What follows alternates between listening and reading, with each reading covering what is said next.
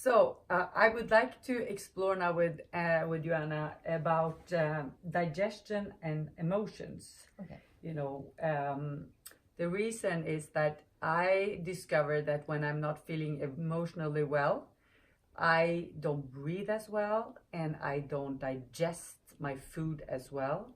And I am wondering what your experience is around digestion and maybe unprocessed emotions or grief or, this subject. I completely agree. I mean, if I'm stressed, Mm-hmm. and then of course I probably eat a little bit less good, Mm-hmm. and then but I also feel that that's when my stomach is the worst. So that's one emotion that's not so good. Then I think also sometimes if you're worried or if you're just not feeling good, then I think for me at least the whole system is just not feeling so good. And maybe I choose less good things to eat. Yes. But I have one experience that I can share where a very, very sad and very Traumatic thing happened to me, and that was actually that my husband passed away. And I knew already before that I had problems with my stomach, like being gluten intolerant, but I was accustomed to that, and I ate accordingly, and I was feeling pretty good. And then this happened, and my whole system shut down, and I didn't realize it because I was in complete I just shut everything off, emotions, everything. I couldn't think. I just had one thought, and that I had to do whatever I could for him, being the funeral and all everyone that needed to be taken care of, and friends, and children and grief and things, and just things to take care of, and responsibilities. And then it took about maybe after 3 months or something, everything was done, and I lost a lot of weight. I had no energy. I was kind of just running around, not knowing really what was happening to me. And then finally I thought I needed to just check, and I did some blood tests, and some other tests, actually quite a lot of tests in the States. And then I was traveling, and I was out somewhere in the desert in a bus or something, and the doctor called me on my cell phone, and he said, well, I just got the results, and I want to know that you're sitting down. And I said, well, I'm sitting in a bus, but I have a hard time hearing you. What's the problem? And he said, well, I just want you to relax, and I'm going to tell you. And then he told me that everything in my body, every mineral, every vitamin, everything you can measure was bottom low. And he said, you have to just take care of yourself, and you have to do everything you can, and I'm going to write every single vitamin you have to take, everything. And so when I got home, I had to just really think about what I ate. I had to just go through some special things where they thought maybe I had also something wrong with my stomach, as a strong bacteria that had come in there. And so I kind of started all over, and I think I took maybe, 15 pills a day just to strengthen my system, my body, my system, my stomach, everything. And also I had to really shut down what I was eating and doing, and he said you had to sleep, and because I didn't sleep either. So that was a clear example of course, when emotions can shut the whole system down. Yes. Exactly.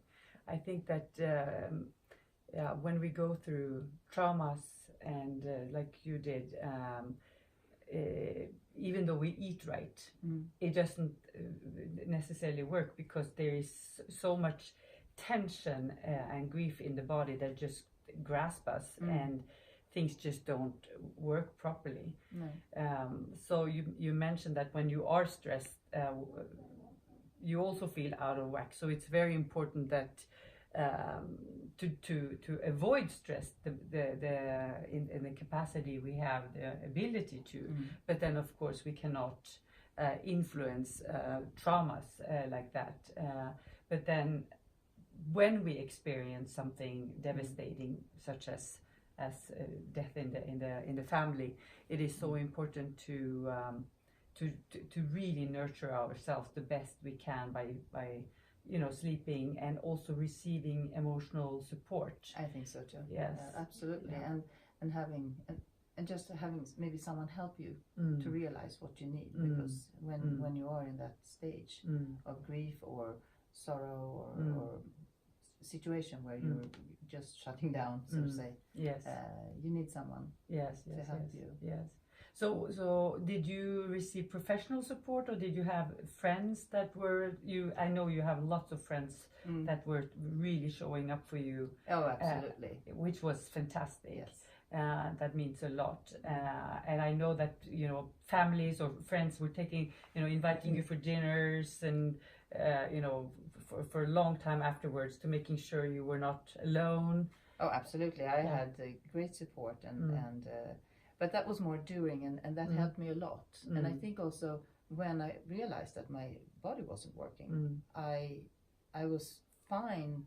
Maybe that I felt that I had all the support, but then this next part started, and so definitely I was well taken care of, and also I had the doctors then to help me with whatever happened to my body, and afterwards I've also taken professional help by seeing a psychiatrist and just talk about who am I and what happened to me, and how do I go forward, and a lot of other things. Yes. So, no, that's very yes. good. And I think a lot of people don't understand the help we can actually get today.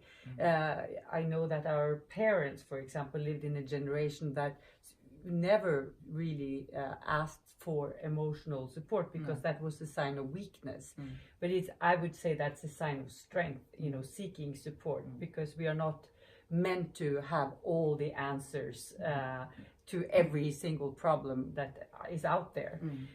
So if we're going to live with joy in our hearts and feeling balanced and be the best person we can be, so we can take care of the people that are around us, we also need to seek help. Oh, yes. Yes. Absolutely. Yeah. Another thing that I thought also can help very much when you just don't feel perfect, it's actually a massage. Or to treat, because you have so many sensitive places on your body, where your nerve endings. Yes. So it's all over the body, and especially under your feet. You have the head. So I think that's one thing that a lot of people do. But I think when you treat your body, it's and especially when it comes to that emotions affects you. It's also good with, you have the psychiatrist, but you should also think about the touch. Yeah, So for example, physical touch. Yes. So for example, a massage or a body treatment. Yes. It could be anything. Which I think is also important. Yes. No, I totally agree with you. I love to receive massage myself, and they actually say that massage once a week or every 14 days actually reduces the frequency of illnesses by something like 70%.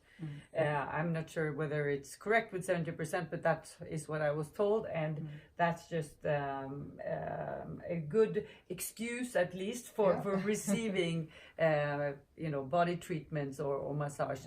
I think but it's the best. Allowing ourselves pleasure, really. Yes. I think a lot of people, especially the younger we are, maybe we feel like we have to produce, we have to make a difference, we have to do things all the time, and we don't stop and allow ourselves to appreciate the sweet things in life and to experience pleasure. Yeah.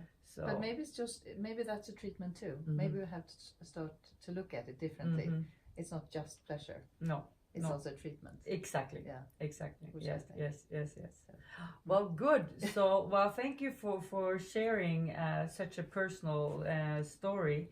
And I can just mention when I was 5 years old, my parents divorced. So I had lived with my mom and my dad and my brother. and my mom decided that she wanted to move on, with that it was not working in her relationship with my father, and that happens. Yeah. But sad.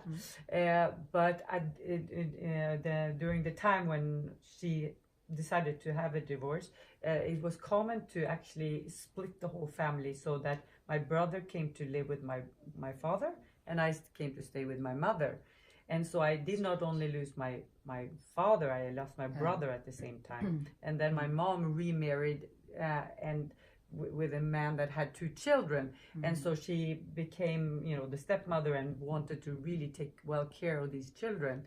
And so in a way, I felt like I lost my mother as well. Yeah. So while I was taking... Very sad. Yeah, it was very, very, I can still feel, some sadness from that time, or that there was a traumatic, years, and how hurt I was. But we never talked about emotions at all. No, my mom said, now we're leaving and this is it. And we never talked anything about, how I was feeling, or, I was just going to swallow. And you were so tiny. And I was so just tiny. 5. Just 5, yes, wow. Yes. And so I think that impacted me and my digestion a lot. Yes. And I mentioned earlier that I took antibiotics for 1 year, exactly that same year. So it was, of course, like a double shock, to go through that kind of trauma and the antibiotics at the same time. So, so the encouragement to the ones listening and seeing this is, pay attention to what's going on in your life and your emotions, as well as what you eat, because they both, have a strong impact on your digestion and well-being. Yes. So thank you so much. Well, thank you. Yeah, thank you for sharing. See you later.